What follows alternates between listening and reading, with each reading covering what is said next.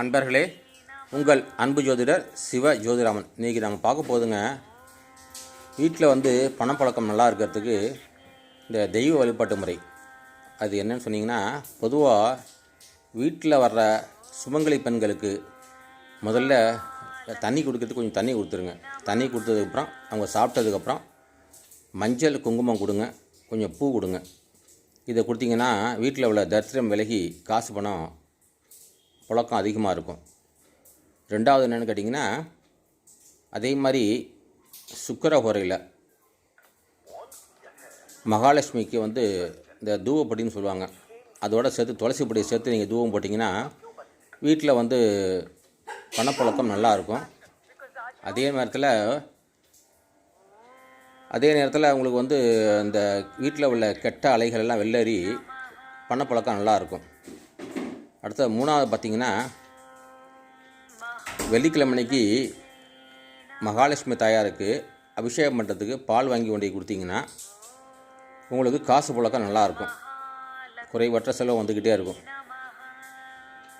இதெல்லாம் சிம்பிளான விஷயந்தான், நீங்களே செய்யலாம், எல்லாருமே செய்யலாம், அது மாதிரி விஷயந்தான். அடுத்தது பார்த்திங்கன்னா, சுக்கிர ஹோரை வேணாம், வெள்ளிக்கிழமைக்கு மகாலட்சுமிக்கு மொச்சை சுண்டல் செஞ்சு நைவேத்தியம் பண்ண சொல்லிட்டு அதை தானமாக கொடுங்க வரவங்களுக்கெல்லாம். அது மாதிரி செஞ்சிங்கன்னா கூட அதை நீங்களும் கொஞ்சம் சாப்பிட்ணும். தானமாக கொடுக்கணும், நீங்களும் கொஞ்சம் வீட்டுக்கு எடுத்து சாப்பிட்ணும்.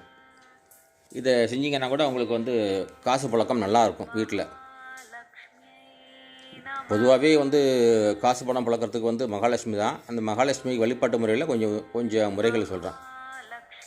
அடுத்தது பார்த்திங்கன்னா, எப்போதுமே வீட்டில் இந்த மகாலட்சுமி மந்திரத்தை காலை நேரத்துலேயும் சாயங்கால நேரத்துலேயும் கொஞ்சம் ஒலிக்க விடுங்க. அதாவது காலம்புற ஒரு 8 மணிக்குள்ளார, சாயங்காலம் ஒரு 6 மணி நேரத்தில் மகாலட்சுமி மந்திரத்தை பாட்டை ஒலிக்க விட்டிங்கன்னா மகாலட்சுமி வாசம் நல்லாயிருக்கும், காசு பணம் குறைவு இருக்காது.